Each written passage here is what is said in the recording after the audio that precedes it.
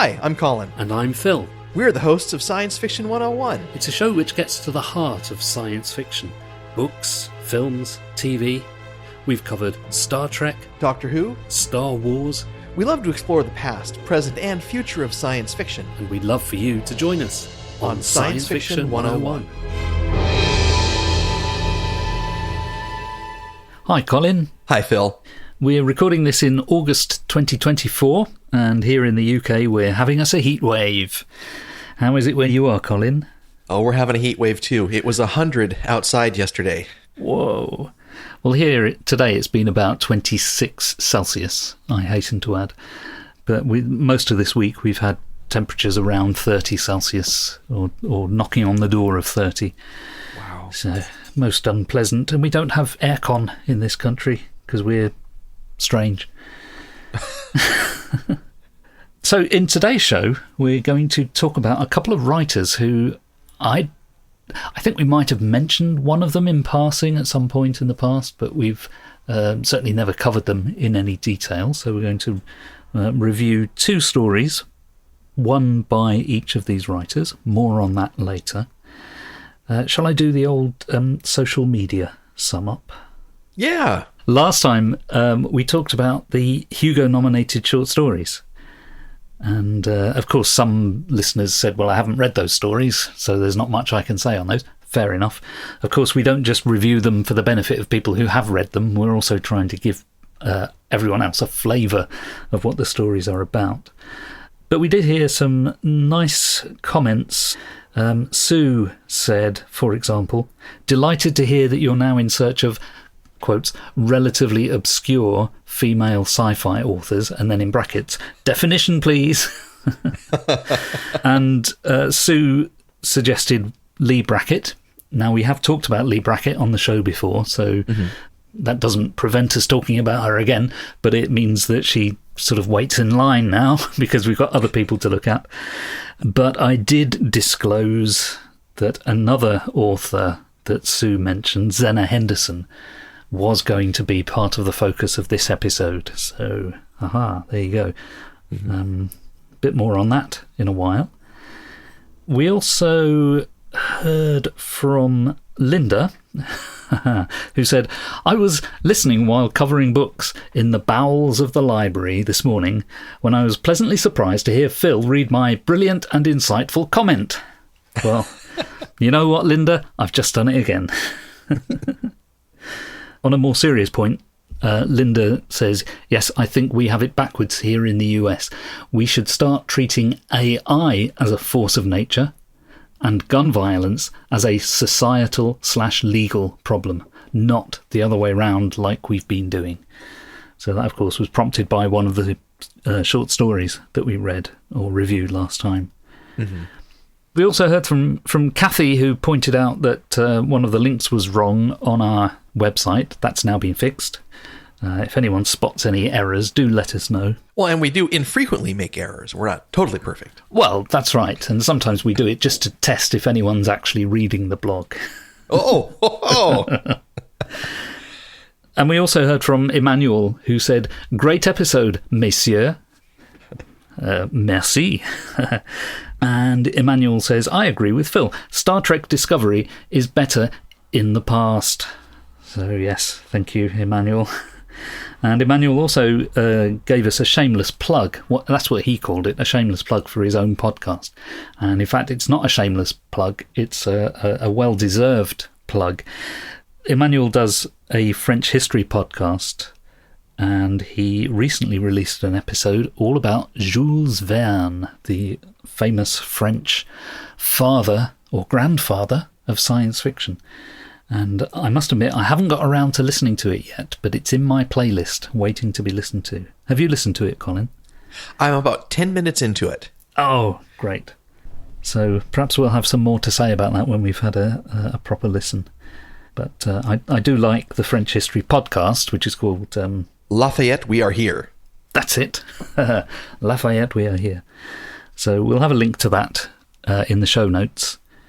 But look out especially for the Jules Verne episode. You know, between his podcast and the Hugo-nominated short story, How to Raise a Kraken in Your Bathtub, We've been seeing a lot of Jules Verne related stuff. Maybe next year we should think about doing like a little, Jules Verne episode or something. Yeah.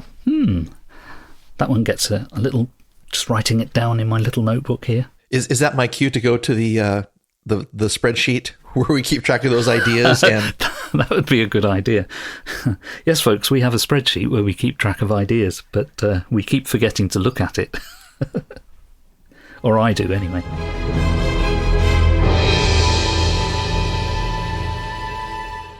Today, what we wanted to do was focus on two writers.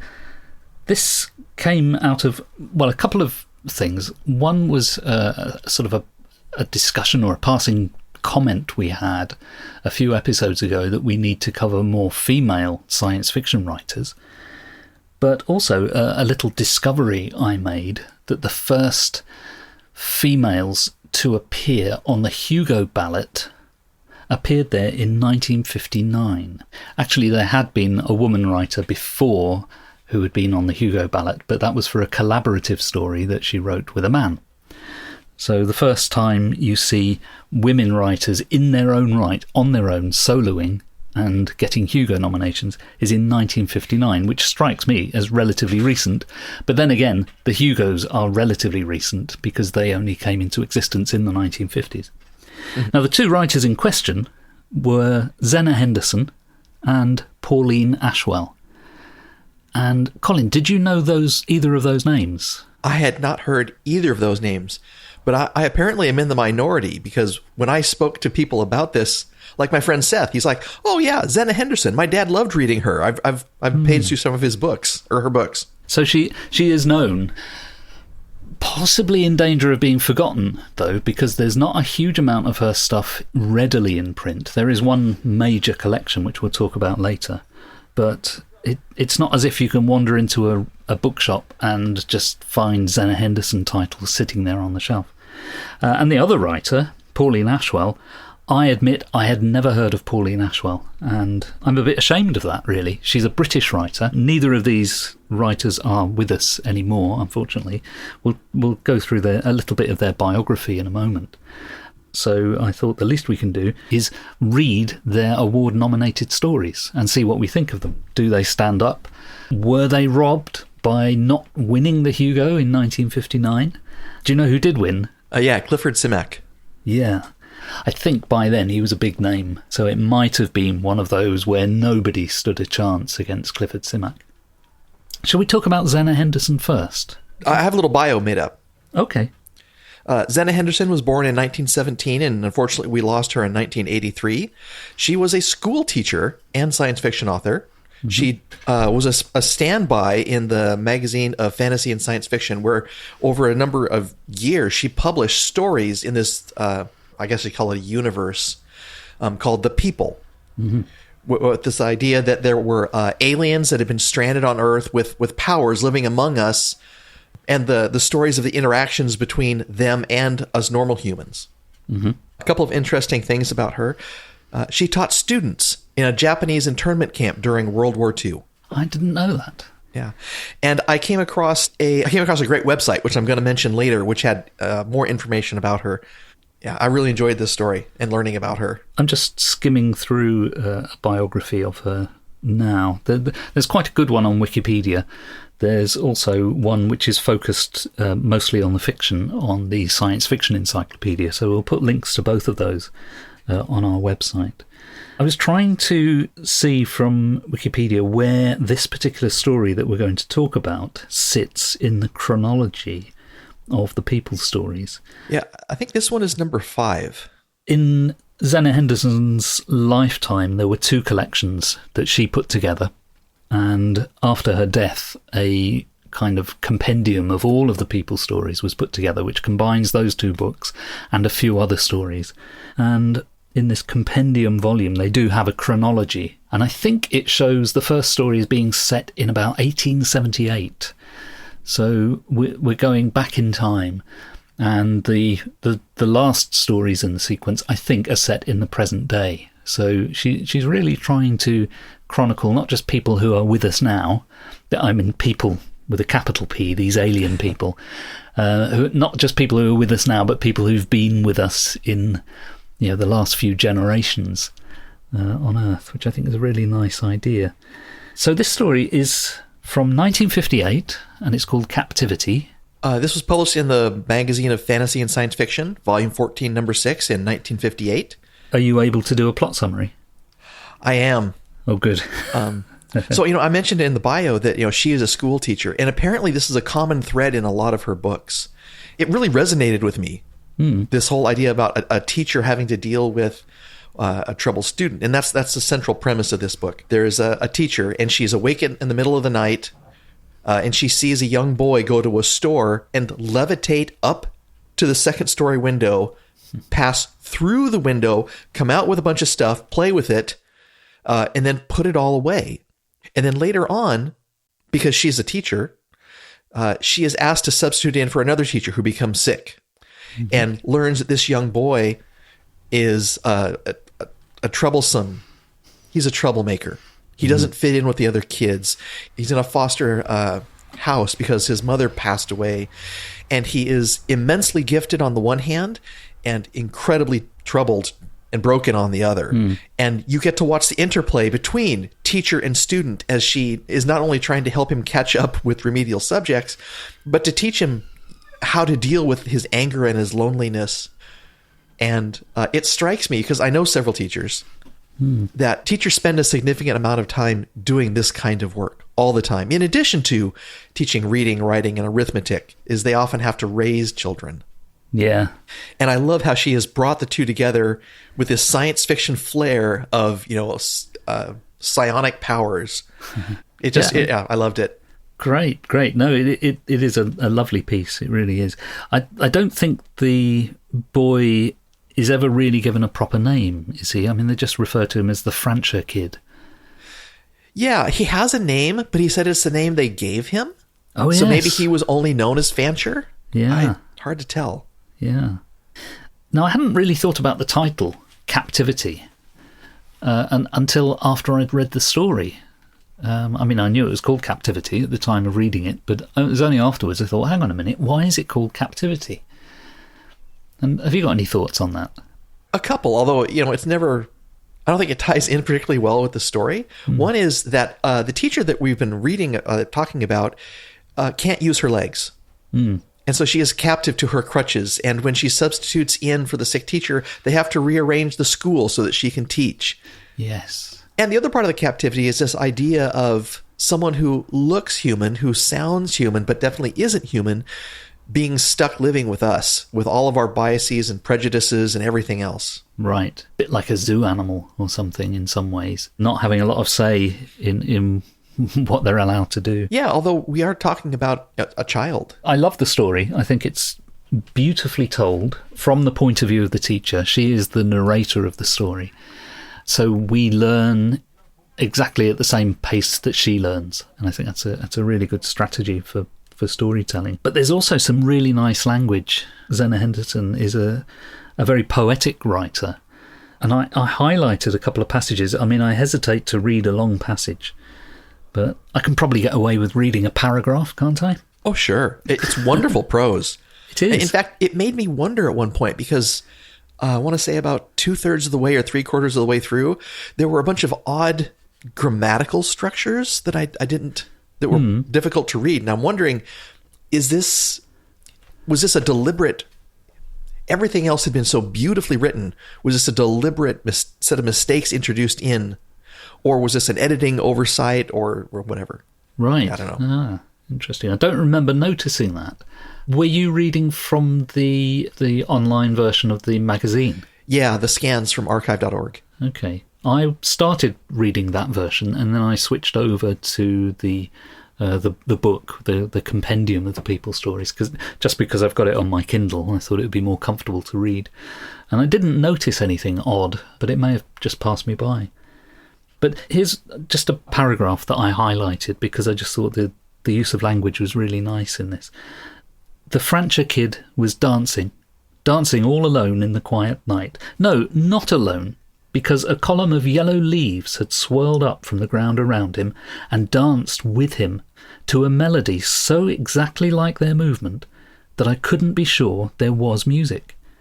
Fascinated, I watched the drift and sway, the swirl and turn, the treetop high rise, and the hesitant drifting fall of the Francher kid and the autumn leaves.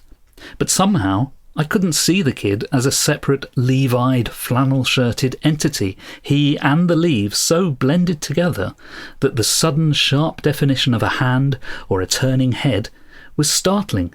The kid was just a larger leaf borne along with the smaller in the chilly winds of fall. On a final minor glissade of the music, the Francher kid slid to the ground.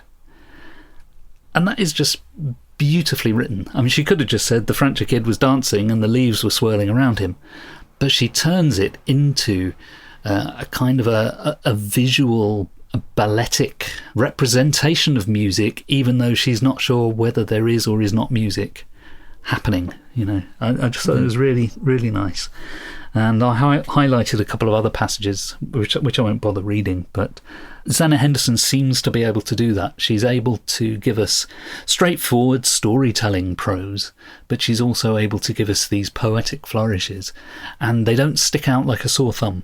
It's all very much of a piece. Yeah, I was struck by... So later in the story, is it Carolyn? No, it is Miss Carroll. Although she's disabled, she's been talking with the current school teacher in the earlier parts of the book, and talks about the struggle the current teacher's having with this one kid. And she says, if you have a problem with him, send him up to me, because sometimes another voice, another person can connect differently. Yeah.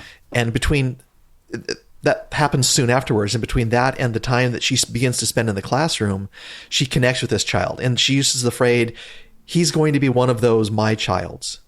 Oh, yes. Yeah. This idea that, I don't want to say it's a project, but it's more than just someone that comes into your life and passes through, that there's going to be a significant interaction. And that's definitely something that carries through this book.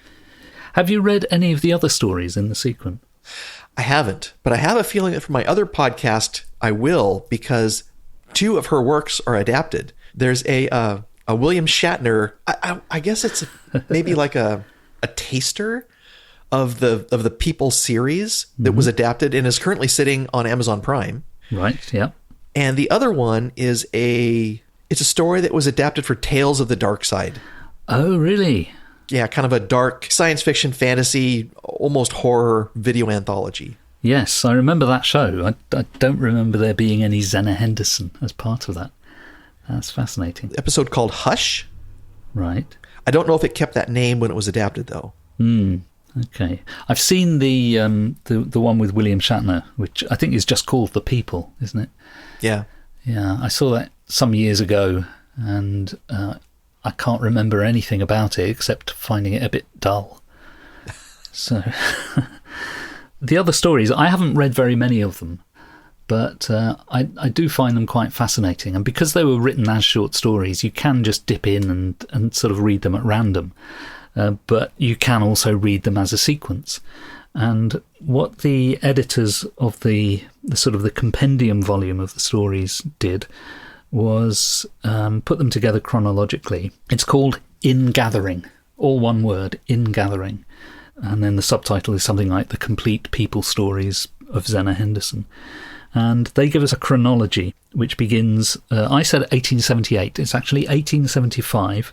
The first story that was published was called Ararat, and that is set in 1941, published in 1952. And the story we've just read, Captivity, they estimate that it's set around 1954. And of course it was published in 58. And I'm just leafing through to the final episode of the chronology. Yeah, the last story in the sequence, they reckon, is set in 1970. She's more or less covered a century of these people. And I started reading Ararat the other day, and it introduces us to a place called Cougar Canyon, which is where these people live, and they are in need of a new teacher because they have a problem, an ongoing problem with teachers, is how the story begins, and they're looking for a new teacher to bring into the canyon. So it it really does seem from the very first story she published about these people that teachers were involved. So they're not fix-ups, they're just really truly collections. This book called In Gathering is a collection. You could call it a fix-up in the sense that during Zenna Henderson's lifetime, she did publish 2 collections of people's stories in which she arranged them in the correct internal chronology. And I think there is some linking material that hadn't previously been published. So when you pick up her books, I can't off the top of my head remember what she called her people books, but if you pick up the original books that she put together, they are fix-ups because they do have this linking material in between the stories. When you get to In Gathering, this compendium volume, it is really putting together the 2 fix-ups, but it's also got some additional material on top of that. So I think it's fairer to call it a collection, really, because it's been put together by other people rather than by Henderson herself. Mm-hmm. But it's a fascinating book. I've just dipped into it, and over the years that I've had it, I've probably read about 5 or 6 of these stories. And you can really lose yourself in them because they're quite long. As short fiction goes, they're quite long. What we haven't said, I don't think, is that this story was nominated for a novelette Hugo Award, which is for a piece of fiction between 7,500 and 17,500 words in length. So a novelette is longer than a short story, but it's not as long as a novella, and a novella is not as long as a novel. So yes. I always have to look those up. I looked them up just before we started recording today. I always have to look those up because I can never remember the sequence of them. So Captivity is a novelette. I don't know how many words it actually is, but it's somewhere between 7,500 and 17,500. And many of the stories seem to be of a similar length. That seems to be her natural writing length. So yeah. I think they're long enough for you to lose yourself in the story, but short enough that if you wanted to, you could read them in a single sitting. Did you read it all in one go? No, it took me a couple of goes. Yeah. And I really enjoyed it. You know, sometimes when we read these things, you just never know what you're going to find. Oh, absolutely. Yeah. Whether I'm able to personally connect with it or whether I enjoy what I'm reading or other kinds of things. And for me, it was almost like going home. Yeah. Yeah. You know, I came from a very small town in Oregon. Not a very small town, but a smaller town. And, you know, small school with, you know, one class. There, you know, we had our own classroom per grade. I kind of have the feeling this is even smaller than that. Yeah. But this idea that, you know, there was the outsider of the classroom. Yeah. And, you know, everyone knew who that person was, and the person who was there knew who it was. And it was kind of a comfortable thing that everyone just accepted and didn't challenge. I was wondering whether a story like this would be published in this form today. And I think it probably would. I didn't find anything in it that seemed particularly dated. The only things that occurred to me... Well, there's a sort of a thing that makes it more advanced for its time than I would have expected. And there's something that plants it a little bit in its own time period. The area where it's a little bit more advanced is that the Fancher kid, yes, he's something of an outcast. Although he's an alien, I don't think the story specifically says that he is. Right. If it does, I've missed it. It doesn't. And so therefore the child, although he has these magical abilities, he also comes across as possibly being a child who has a learning disability, somebody who tries to fit in where it's appropriate to do so, but he is a loner and an outsider. An outsider not so much because he is pushed out as that he chooses to be outside, you know? And all of that, to me, felt quite modern. It seems to be the kind of things that we see in contemporary science fiction.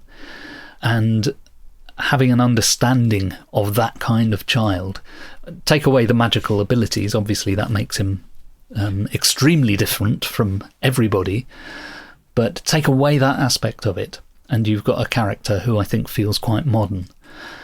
The only bit that seemed to me possibly a little bit dated is that the teacher, the narrator of the story, is disabled. She doesn't have the use of her legs. She relies on crutches. I think she's portrayed really very well. I think it's a very good portrayal. But the story has a part where she regains the use of her legs.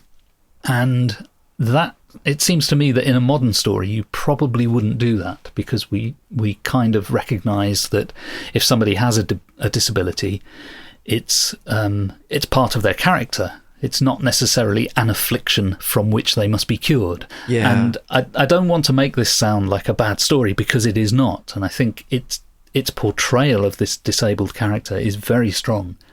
But it's just that one element of it that, to me, tips me off that this story isn't from 2024, but is probably from some earlier time. The teacher wants to return to being able to walk.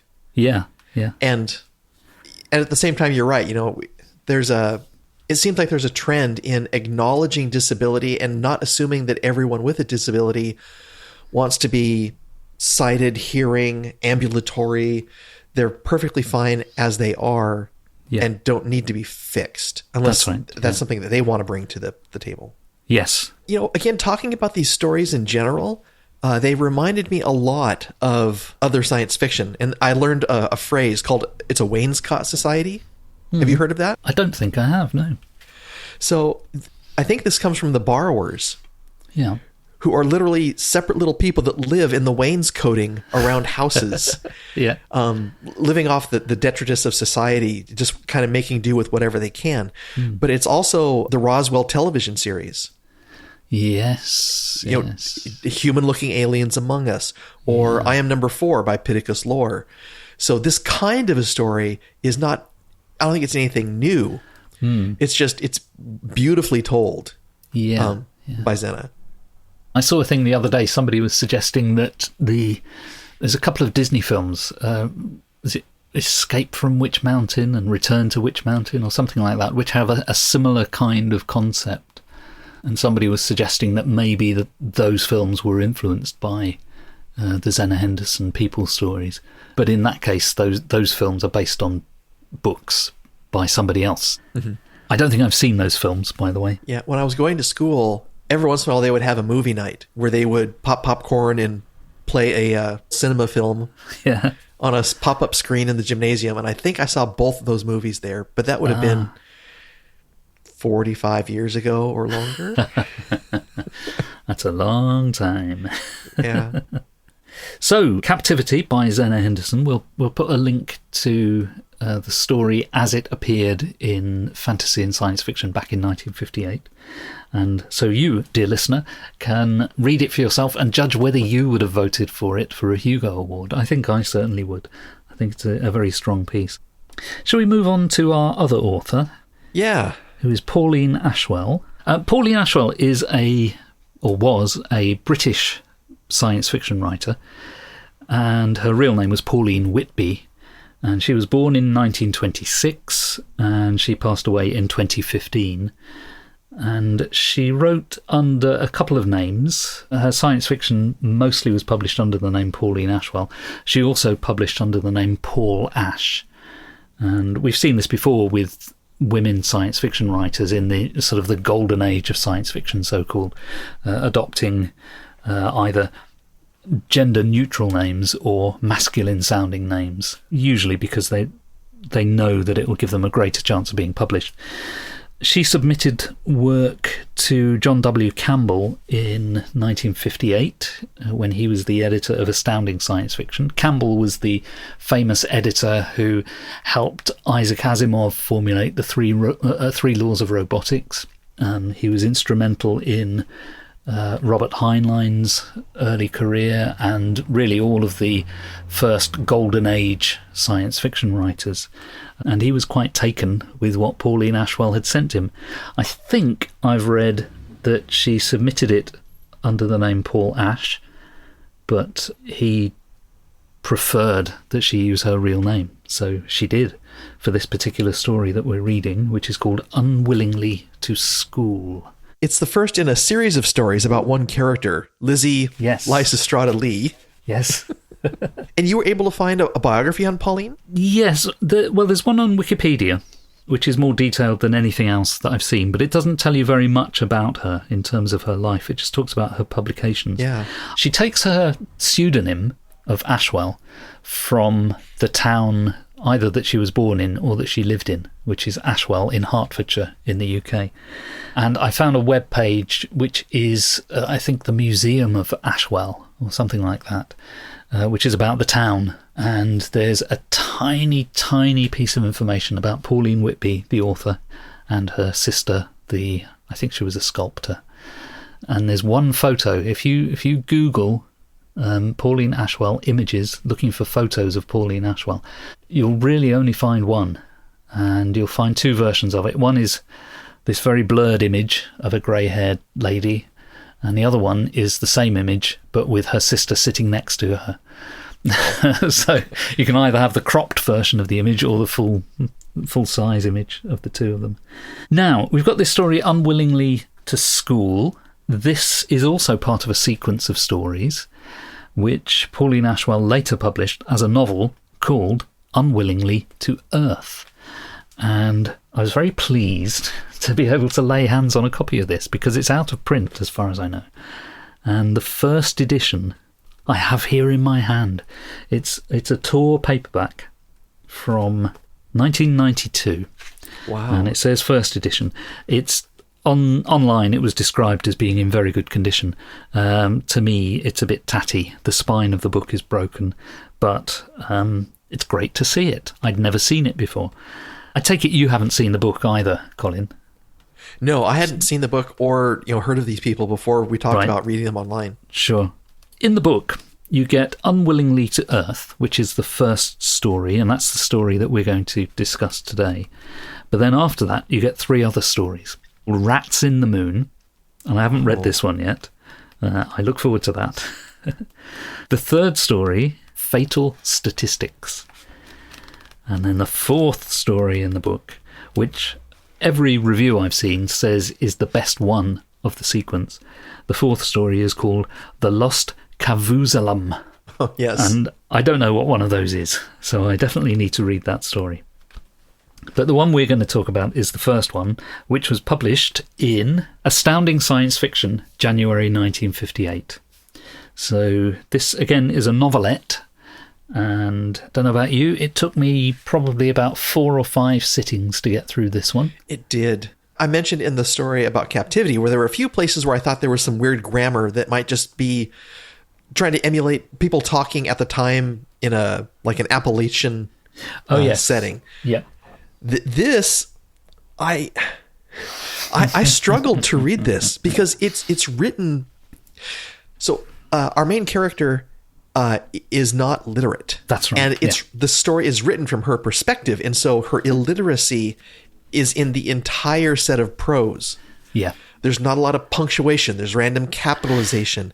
It isn't quite the same way as Blindness by Jose Saramago, which I heard is written in the same kind of structure. But it's a challenge to read. You have to go back and say, oh no, that was a phrase break, and now they're quoting somebody else. And right. Yeah. It takes a lot of work to read this. I agree. That is the most striking feature of the story. I'll remind listeners this is from 1958, when science fiction was getting a little bit experimental. And when you get into the 1960s and the so-called New Wave, you start seeing a lot of this. You start seeing a lot of experimentation with prose styles. And so I think this was actually ahead of its time in being written in this way. But I know exactly what you mean about the difficulty of reading it. And I realised, I decided on a certain page that for this style of writing to make sense, you need to find the voice. And for me, I had to find a kind of a Cockney voice for this. Oh. And I'm just trying to see if I can find a passage where this will make sense. I'm going to read this in my normal voice. Afterwards, I might decide to have a go at doing it in a Cockney voice, but I might not. Let me just read. This is just a random passage.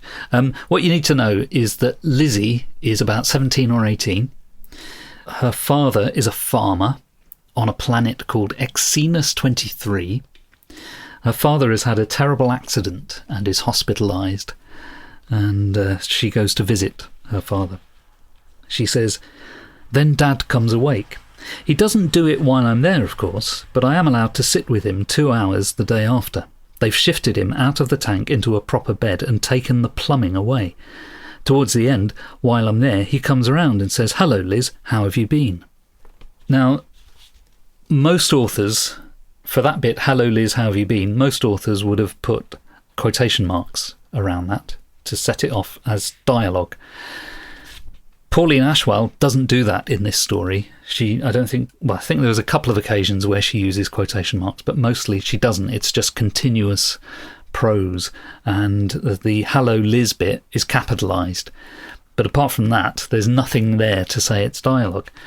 But to me, I started hearing a Cockney voice reading this, and it sort of goes like this. I'll probably cut this out of the edit because I think this will sound terrible, but it'll be like this. "Then Dad comes awake. He doesn't do it while I'm there, of course, but I am allowed to sit with him 2 hours the day after. They've shifted him out of the tank into a proper bed and taken the plumbing away. Towards the end, while I'm there, he comes round and says, 'Hello, Liz, how have you been?'" That is perfect. Yeah. So to me, I mean, I may be totally wrong. It may be that Pauline Ashwell, maybe her mind is somewhere totally different, and maybe she's the poshest sounding posh woman who ever lived. But to me, I sort of slipped into a Cockney voice in my head when I was reading this quietly to myself. And once I started hearing Cockney voice, all of the rest of it seemed to flow quite naturally. So I'd love to know, was Pauline Ashwell a Cockney, or at least a working class Londoner? Because that would explain a lot about how this character talks. Yeah. Well, now that you've mentioned it, I'm wondering if that's her native way of speaking, or if she is trying to communicate something by writing in that cadence and style of voice. Yeah, indeed. Right? Indeed, so yeah. the people on this planet, there are basically two occupations. Occupation number one is you are a miner. Mm-hmm. Not somebody who's young, but someone who takes ore out of the ground. Yeah. And the second one is a farmer. Yeah. And as I mentioned earlier, Lizzie and her father are illiterate. Yes, by her own account. Yeah. Yeah. And that her father suffers from the same thing, and so it might be genetic as far as she knows. Yes. And it's written in first person, so trying to communicate who this person is by using her understanding of, how an uneducated, illiterate person would write is, I think, it's an interesting choice and pretty effective, although it's a challenge to read. I think what does come across, if you can persevere with it, is that Lizzie is a combination of things. She knows other people have judged her as being unintelligent, and yet she demonstrates a certain level of kind of natural wit and intelligence in what she does. But at the same time, she is also quite naive, and she ends up kind of getting in a bit of a pickle because through no fault of her own, she ends up in a situation that she needs to be extricated from.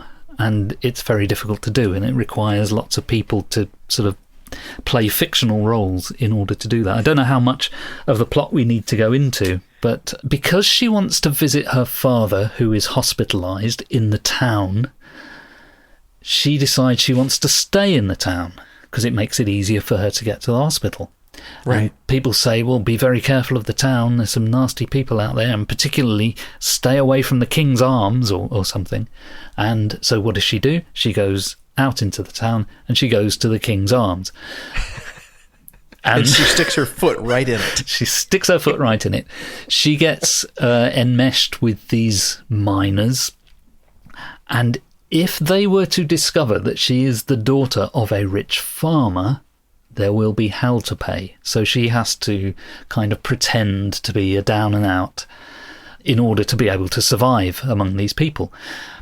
But the fact that she is there, I can't remember quite how this comes about, but somehow her presence causes the miners to behave in a much more respectable way, and there is less violence, there is less drinking.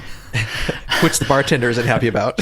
That's right, the bartender said, I'm losing money because of you.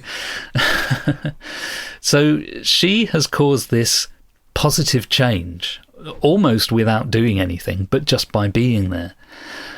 But what she cannot know is that people from the university on some other planet come to this planet, Exenus 23, and they do their unethical cultural experiments on people, because they know that although there's a big turnover of staff, lots of miners coming and going on this planet, the social structures stay the same over time. So they know that it's a really good place to come and do your experiments, your unethical experiments. But unfortunately, their experiments are failing because Lizzie has come along and caused people to behave in a way that they didn't normally behave, and all the experiments have become ruined. So she has to be extricated, and eventually she's taken off-world and taken to university, and then really it becomes a different story at that point. How did you find the plot? I mean, struggling with understanding the language, were you able to follow the plot? Because I had some trouble with that. I don't think I had any problem with the plot. And I was, at first I'm thinking, okay, this is a science fictional story about a young girl. Mm-hmm. And then this is a comical science fiction story about a young girl. Because it's set on another planet in a different society, and so it's science fiction. And this problem that she gets herself into is actually pretty funny. It's like the miners kind of adopt her, saying, oh, you poor girl, your father's in the hospital. And they don't stop to think that, she might be she's literally the farmer's daughter, And then, I think this is the genius part of the plot, is this goes from a comical science fiction story to something that is just as deep as the Foundation series by Asimov. Right. Yes. Talking about it's literally cultural engineering. And this young woman has a knack for it. Just insightful, instinctual almost. Yes. And the professor comes to rescue his students, finds out what goes on. And then I think he puts a little twist on her and her dad, saying, what needs to happen is she needs to go off planet so that all the miners have a chance to cycle away and she won't ever see these people again. And she really wants her to be his student. And she doesn't want to go, but her father wants her to go. So she goes. And then there's the whole personal struggle. What I found is that I was kind of swept along with this story, and I considered it a bit of a roller coaster ride. And I read it through to the end. And when I got to the end, and I thought, now I've got to summarise this. And I found that I couldn't remember many of the details. So I had to read it again, which is not a bad thing. So the second time through, I sort of was looking for the twists and turns and sort of deliberately committing them to memory. But I think because it is written in first person from Lizzie's point of view, and as you say, she's basically an illiterate character. Mm-hmm. But it's not only that, it's written in the present tense. And that gives it an enormous immediacy. And you feel that these events are happening right here, right now in front of you.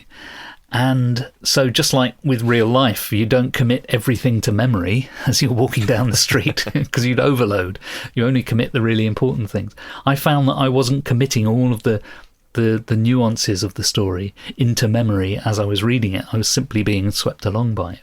But when I read it the second time through, I was much more appreciative of, as you say, the humour, much more appreciative of what the professor is up to in trying to get her off the planet, not just for her benefit, but for his benefit as well.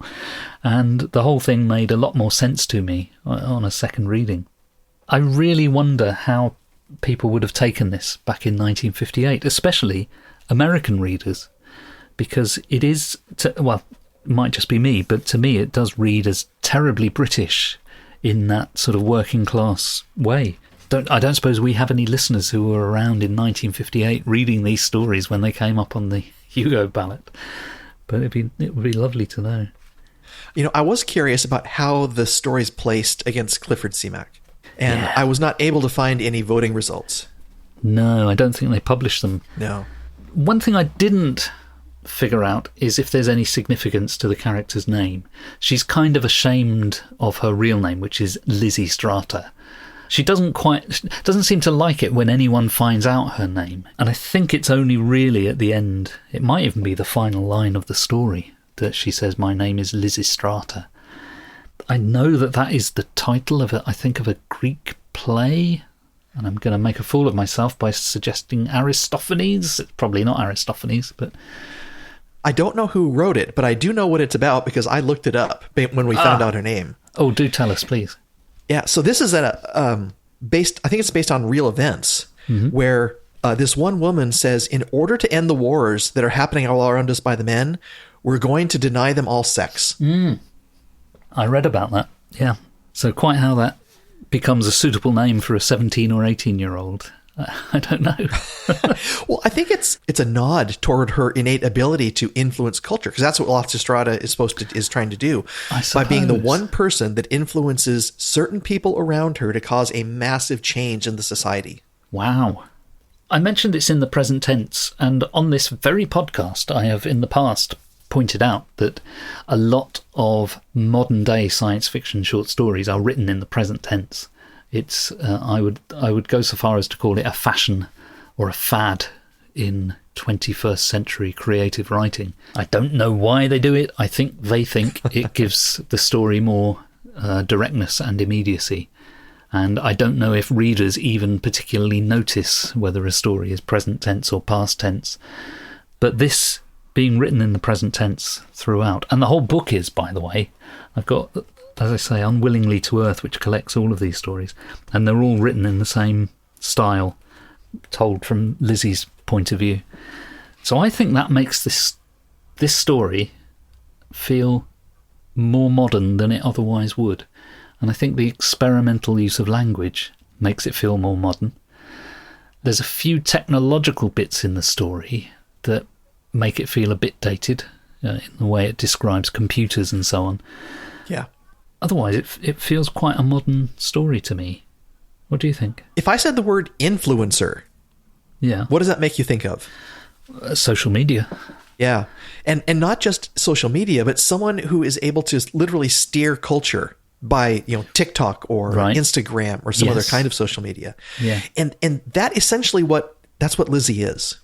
Wow, you're right. Yeah. And they teach classes in it because apparently they need cultural engineers as part of this society. Yes. And I was struck by that, saying, wow, someone in the 1950s, and that's probably not a huge surprise. There's probably been people that do that all along.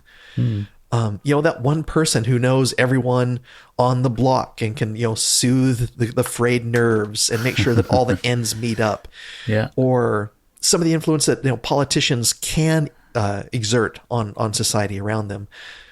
The idea that just an individual person would have that kind of influence, I think is pretty revolutionary. Yeah, I think you're right. And earlier on, you mentioned the Foundation series, and I was struck by that as well. This idea of cultural engineering. I immediately thought of Hari Seldon and this whole thing that you can control the future by having an understanding of how history works. Reminded me, there was something in this story that reminded me of that. It's this whole cultural engineering idea. And it did make me wonder, did that come from Pauline Ashwell, or is that something that John W. Campbell saw in the story and thought needed boosting? Because we know that much of the Foundation series, Asimov's Foundation series, much of the philosophical aspect of that came from Campbell. Same with the robot stories. Asimov had an idea of laws of robotics, but it was really Campbell, apparently, who worked out what those laws should be, and then with Asimov found ways of putting those into stories.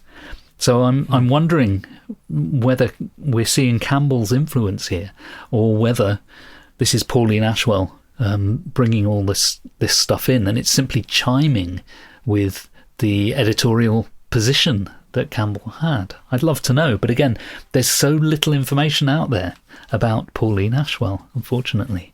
Yeah, it's unfortunate. As I say, I was really pleased to get the paperback.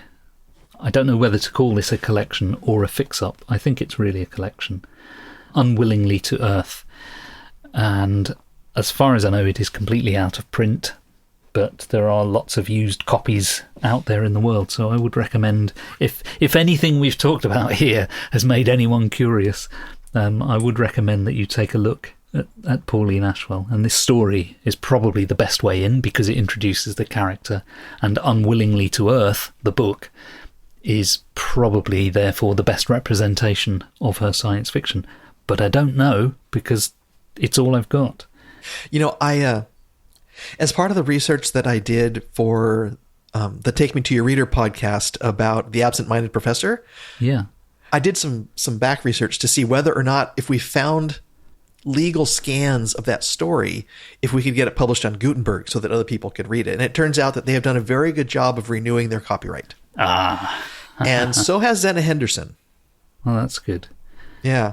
Well, I'm kind of disappointed because, you know, they're great stories, and if they're hard to find because they're out of print, although you've mentioned her book is continuously in print, and same kind of thing with Pauline Ashwell, although I haven't checked her copyrights yet.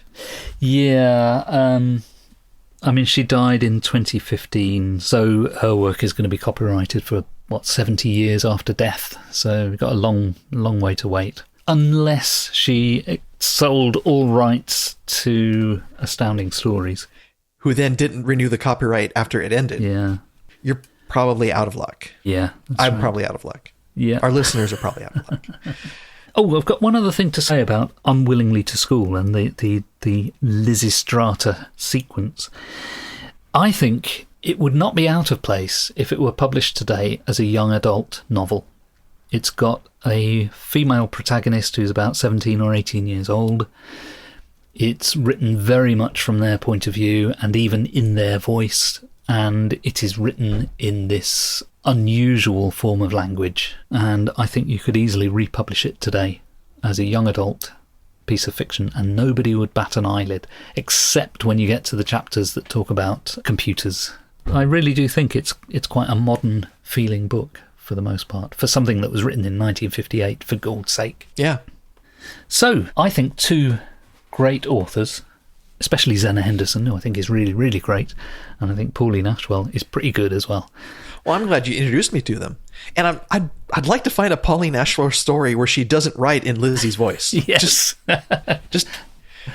Just to kind of clear that off the table. Yeah. You know? Yeah. Maybe that's how she always wrote. Maybe everything was in that same voice. Oh. I hope not.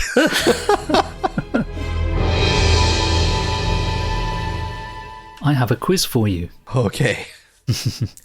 I have just 5 questions. These are going to be things that you either know or you don't know. And these are all questions about Hugos. We did our Hugo episode last time, and today we've discussed 2 stories which had Hugo nominations. So I've got 5 questions for you. Okay. Question number 1. Only 2 writers have won the Hugo for Best Novel 4 times. Can you name either of them? So these are the writers who've won the most Best Novel Hugos, and they've both won it 4 times. Who do you think those writers might be? Best Novel. Is one of the 2 authors N.K. Jemisin? No, but she comes very close. I think she has 3 wins, I think. Then my second guess would be Heinlein. Correct. And do I want to try and go for the other person? Perhaps Mr. Clark. No, although that's not an unreasonable guess. It is a woman. Oh, I was going to say Connie Willis. Again, another not bad guess, but not the right one. Okay, I'm gonna think out loud, and I'm gonna pick one from something that I say. Okay. So when I think about great women authors, I mean, there was Jemisin, Ursula K. Le Guin, Anne McCaffrey, J.K. Rowling got 1 Hugo, but I think that was just for 1 book in the Harry Potter sequence. I believe so, yeah. I'm going to say Le Guin. No. Alas. Okay. Alas. It's actually Lois McMaster Bujold. I'm going to pull up her Wikipedia page and look real quick, because...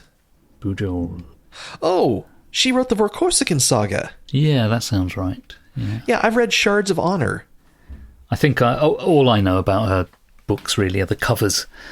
And of course they they don't bear any resemblance to what's in the books necessarily. Okay, let's move on to question 2. Okay. Which 2 writers have had the most nominations for Best Novel? And that includes any time that they may have won. So this isn't about winners, this is about nominations. Who are the 2 writers with the most nominations? They both have the same number of nominations. And I can guarantee you have heard of both of these writers. Okay. Hugo-nominated writers. Yeah. I'm tempted to fall back on the standards and just say, Heinlein again. Correct. And the other one, is it a more recent writer by chance? What, more recent than Heinlein? Yes. They overlap, but yeah, I would say more recent. Would it be Simak, the one we just mentioned from this year's... No, but it is someone we've just mentioned. Oh, Clark. No. Asimov? No. Bujold. Yep. Heinlein and Bujold both have 10 Hugo nominations for Best Novel. Amazing. Question 3. Which writer received 7 nominations for Best Novel, but never won? Would it be Mr. Ellison? No. He was more of a short fiction writer. That's true. So, 7 nominations, but never a win. I don't know that this writer is very widely read nowadays, but in his time, he was considered to be top-notch, I think. Is it Silverberg? No, I think he won. I think Silverberg actually won one. I'll tell you what, I'll give you his first name. His first name is Poole, or possibly Powell. P-O-U-L.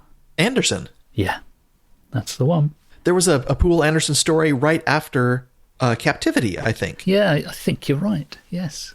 Question 4. In which year did women outnumber men for the first time on the list of Hugo nominations, if you take into account all of the fiction categories? So which year did women outnumber men in the nominations? Was that 2016? No, it was a bit further back than that. Oh, wow. In that case, I would make no guess. I had no idea. It was 1992. And then the next time it happened was 2011. And since 2011, women have tended to dominate in the Hugo nominations. There's a nice analysis that somebody's done that lists all of the nominations. And there's a little graph, so you can see men dominating from the 50s onwards until we get to 1992, and then men and women swap places briefly, and then 2011 there's a more sustained rebalancing, shall we say. And then finally, question 5. We've spoken today about Zenna Henderson and Pauline Ashwell, who were the first women to be nominated for a Hugo as soloists. But there was one woman who appeared on the Hugo ballot earlier than those two for a collaboration with a male writer. So before Ashwell and Henderson, there was another female writer who was nominated, but with her husband. Do you know who that was? And we're talking in 1956. Yes. I should know who this is. This is an author we have discussed on the podcast. Not sure. We might have done. Another way of phrasing this question is, can you name any husband and wife science fiction writing teams from the 1950s? Yeah, off the top of my head, I don't think I can. And I'm going to kick myself because you're going to tell me something that I know. Maybe. It was C.L. Moore, Catherine L. Moore, and her husband was Henry Kuttner. Yes. And they wrote a novelette called Home There's No Returning. So, yeah, as far as I can make out, she was the first woman to appear on a Hugo ballot. But as I said earlier, the Hugos don't go back very far. They only came into existence in the 1950s.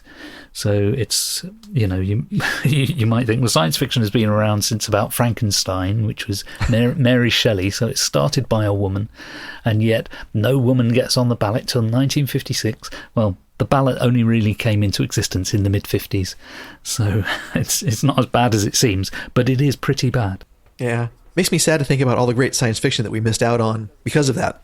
Yeah. But one of the beauties of doing a thing like this is that we can dip back into those past things. And that, of course, that's why we do the reread of old magazines from time to time, because we're looking for those forgotten gems. Of course, we have to dig through an awful lot of detritus to get to the gems, but they are there. It's like going through the bottom of the Cracker Jacks box to get to the toy at the bottom. I'll pretend I know what Cracker Jacks are. Oh, I had just naively assumed that it was a global thing. So imagine it's kind of a baseball-style treat where it is peanuts and popcorn covered in a burnt caramel. So sweet, hard, crunchy, salty. I didn't really like it very much, but I always looked for the toy in the bottom of the box. Finally, shall we do a past, present, and future? Yes, I've got a past and some presents to do. Give us something from the past. So when you mentioned Zenna Henderson and Pauline Ashwell, the first thing I did was start Googling names, and I found them on Wikipedia. I found them on archive.org. And for Zenna Henderson, I came across this website that I had never, ever come across before that I want people to know about because they do monthly blogs. And it's called classicsofsciencefiction.com. Mm-hmm. And they do something very similar to what we do, except it's just blogging. There's no real podcast. But they did a couple of articles about Zenna Henderson, particularly talking about her story, The Anything Box. And they also do some scientific research on an associated website called csfquery.com. So classics of science fiction query.com, but all abbreviated. And on that website, you can go in and see how many times various authors and short stories from classic science fiction are mentioned in articles or in other stories, which begins to give you an idea about their popularity, their influence. Yeah. Although I didn't dig into it too deeply, maybe even how that changes over time. I'll certainly take a look at that one. Yeah, and I'll pass you the link so you can drop it into the story notes. Brilliant, thank you. I've got a present item. Shenanigans have been detected in this year's Hugo nominations. Now, what's interesting is that they've been detected at the ballot stage.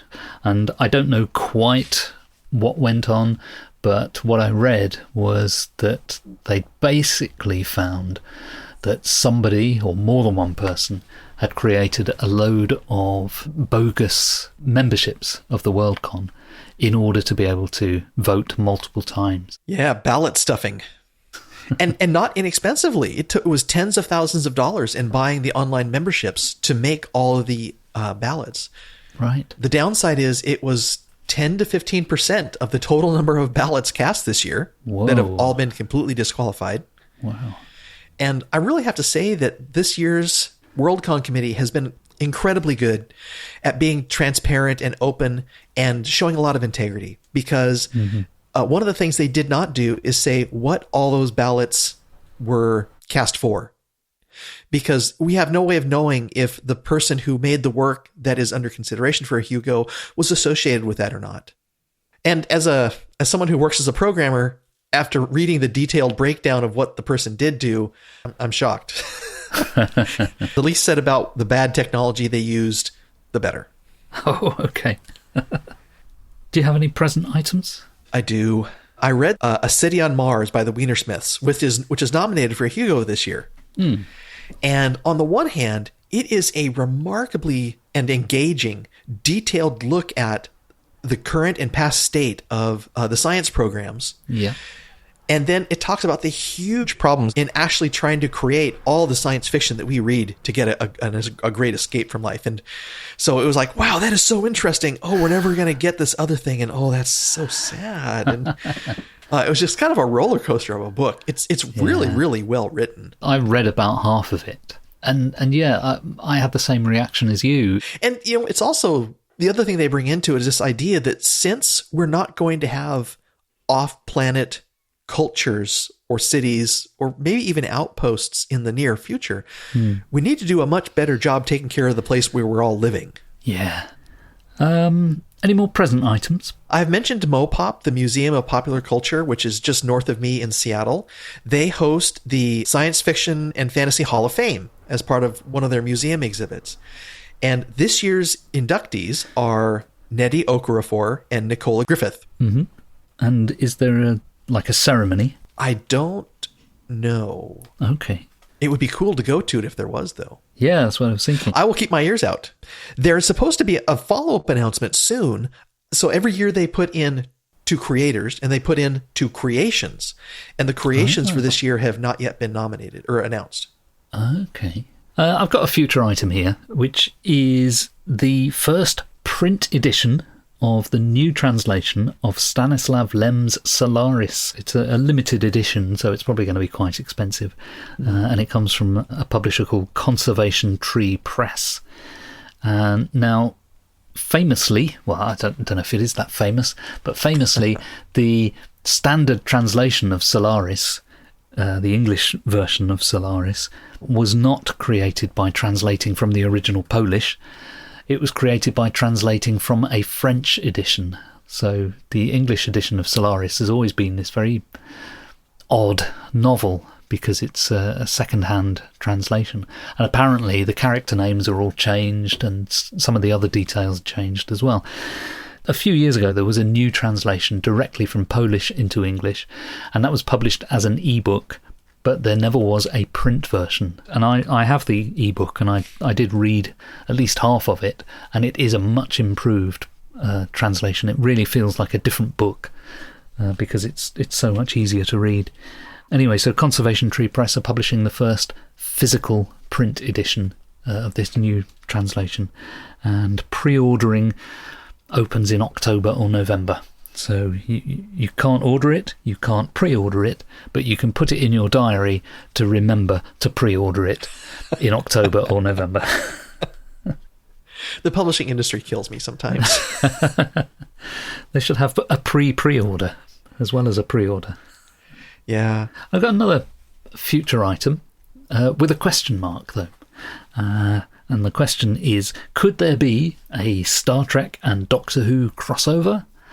Apparently Russell T Davies, producer of Doctor Who, and Alex Kurtzman, who's the person in charge of all modern Star Trek, apparently they appeared on a panel together at San Diego Comic-Con, and Russell T Davies is quoted as saying that it could well happen if the fans make a big enough fuss about it. So this has been referred to in an interview in the magazine Radio Times, so I'll put a link to that in the show notes. So if you want Star Trek and Doctor Who to cross over, you can have your say. I personally would prefer that they never meet. 2 totally different universes. There's no reason why they should ever meet. Isn't there a comic book crossover? Yeah, I think there is, yeah. And I think that's why people are excited at the prospect. There was a comic book crossover of Star Trek and Planet of the Apes, which is is more appealing to me. But even so, I don't need it, thank you very much. Yeah. I don't need everything to exist in the same universe. No. For people that really want that, just remember Aliens versus Predator. Oh, yeah. You don't need to go any farther than that. Yep, say no more. Do you have any more future items? My immediate future is all tied up in travel planning. So, So perhaps we should have a word about that in a future episode. Yes. Well, not the planning, but the actual travel. When you return, maybe? Or maybe when you're still travelling. Perhaps. I would love to talk about Worldcon. Okay, so watch this space, folks. We might do something about that. Thanks for listening, everyone. We're Phil Nichols and Colin Kusky, and our theme music is from Purple Planet at purpleplanet.com. Don't forget you can find us on all the usual podcast platforms, including YouTube, but you'll only find us there in audio only because, don't want to break the lens on the camera. Please like, share, subscribe, and leave us a positive review on whichever platform you use, and we'll see you next time.